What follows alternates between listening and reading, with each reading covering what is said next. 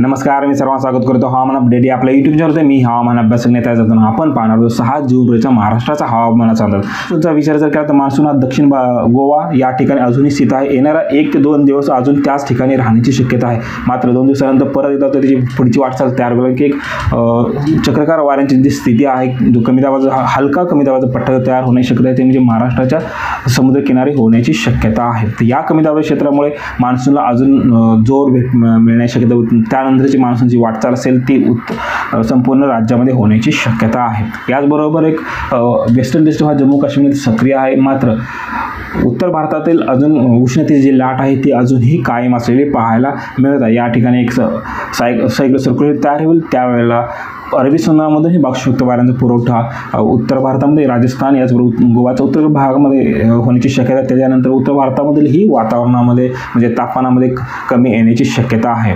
याचबरोबर येणाऱ्या 24 तासामध्ये अजून पावसाचा आपण विचार जर केला तर सर्वाधिक पावसाची शक्यता आहे म्हणजे पश्चिम महाराष्ट्र याचबरोबर कोकण विभागामध्ये होण्याची शक्यता। आज दिवसभर पश्चिम महाराष्ट्र याचबरोबर कोकणातील काही भागांमध्ये मुसळधार पद्धतीचा पाऊस पाहायला मिळाला। येणाऱ्या 24 तासात जर पाहिलं तर संपूर्ण घाट माथ्याचा भाग म्हणजे नाशिकपासून कोल्हापूर जो संपूर्ण सह्याद्रीपर्यंतचा भाग आहे, या भागामध्ये मध्यम स्वरूपाचा, काही भागामध्ये विजा कडकडाटासह जोरदार सरी पाहायला मिळण्याची शक्यता आहे। सर्वप्रथम कोकणाचा विचार जर केला तर रायगड, रत्नागिरी आणि सिंधुदुर्ग या तिन्ही जिल्ह्यामध्ये ढगाळ वातावरण व काही भागामध्ये मध्यम स्वरूपाचं, काही भागामध्ये जोरदार पावसाच्या सरी आपल्याला पाहायला मिळणार आहेत। याचबरोबर ठाणे मधील ढगाळ वातावरण राहू शकतं। याचबरोबर कल्याण, ठाणे, उल्हासनगर असे मुंबई शहर, उपनगर, ठाणे, भिवंडी या भागामध्ये उद्या हलका व काही भागामध्ये मध्यम सरी पाहायला मिळण्याची शक्यता। याचबरोबर पालघरमध्ये जवान, मोखाड या भागामध्ये हलक्या स्वरूपात पाऊस व वसई याचबरोबर वाडा, पालघर, अंतरसार या भागामध्ये ढगाळ वातावरण पाहायला मिळण्याची शक्यता, काही भागामध्ये ड्राय वेदर राहणार आहे।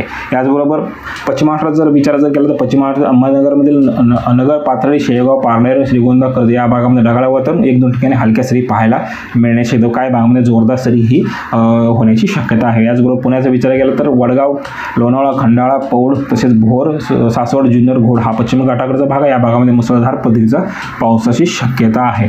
याचबरोबर सासवड, बारामती, इंदापूर या भागात मध्यम स्वरूपाचं, काही भागामध्ये फक्त ढगाळ वातावरण राहू शकतं। तसेच साताऱ्यामधील महाबळेश्वर, मेढा, कराड, पाटण तसेच सातारा, वाई, शिरवळ या भागामध्येही जोरदार सरी पाहायला मिळण्याची शक्यता। याचबरोबर उर्वरित जिल्ह्यामध्ये मात्र कोरेगाव, फलटण, दहिवडी, वडूज या भागामध्ये ढगाळ वातावरण व 1-2 ठिकाणी हलक्या सरी पाहायला मिळण्याची शक्यता आहे। सांगलीचा विचार जर केला तर शिराळा, वाळवा याचबरोबर चांदोल, याबरंड तसेच मंगरूळ या भागामध्येही काही भागामध्ये मुसळधार पद्धतीच्या पावसाची शक्यता व काही भागामध्ये हलक्या स्वरूपाच्या पावसाची शक्यता। याचबरोबर तासगाव, कटिमका, मिरज, आटपाडी जत या भागामध्ये ढगाळ वातावरण राहू शकतं व 1-2 ठिकाणी हलक्या सरी पाहायला मिळण्याची शक्यता। तर कोल्हापूरचा जर विचार जर केला तर भद्रगड, आजरा, गडिंग्लज, दंतगड हा दक्षिण भाग आहे, या भागामध्ये अतिशय जोरदार स्वरूपाचा वाऱ्यासहित मुसळधार पद्धतीचा पावसाची शक्यता। याचबरोबर राधानगरी, गगनबावडा, पन्हाळा, कोल्हापूर, शाहूवाडी हा जो घाटाकडचा भाग आहे, या भागामध्ये मध्यम स्वरूपाचा पावसाची शक्यता, काही भागामध्ये जोरदार सरी पाहायला मिळण्याची शक्यता। याचबरोबर सोलापूरमध्ये जर पाहिलं तर अक्कलकोट, दक्षिण सोलापूर, उत्तर सोलापूर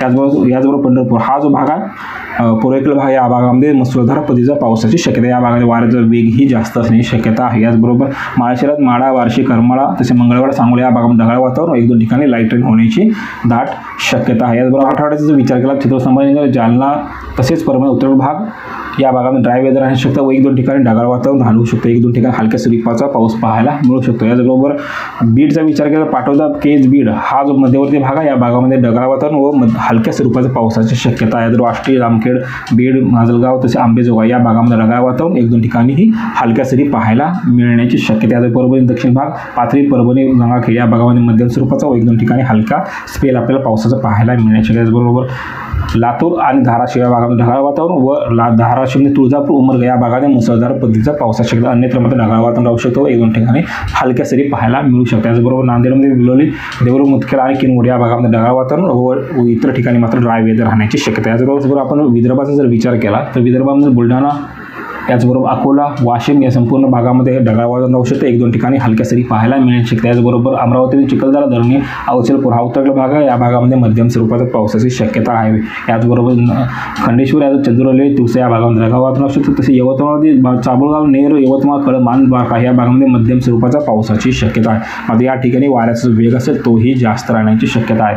याचबरोबर चंद्रपूर, बवरा या भागामध्ये जो पश्चिमेकडील भाग आहे, या भागामध्ये ढगाळ वातावरण राहू शकतं, अन्यत्र मात्र व हवामान कोरडे राहण्याची शक्यता आहे. गडचिरोली संपूर्ण जिल्हा व भंडारा या भागामध्ये ढगाळ वातावरण राहण्याची शक्यता आहे. नागपूरचा विचार जर केला नागपूरमध्ये ड्राय वेदर राहण्याची दाट शक्यता आहे. याचबरोबर आपण जर खांदेचा विचार केला तर नंदुरबार उत्तरेकडील भाग असेल याच भागामध्ये हलक्या स्वरूपात पाऊस शकतो. याचबरोबर दक्षिण भाग असेल तसेच धुळे संपूर्ण जिल्ह्यात ड्राय वेदर राहण्याची शक्यता आहे. याचबरोबर जळगावचा विचार केला चोपडा याच भागामध्ये ढगाळ वातावरण राहू शकतं. अन्यत्र मात्र ड्राय वेदर राहणार.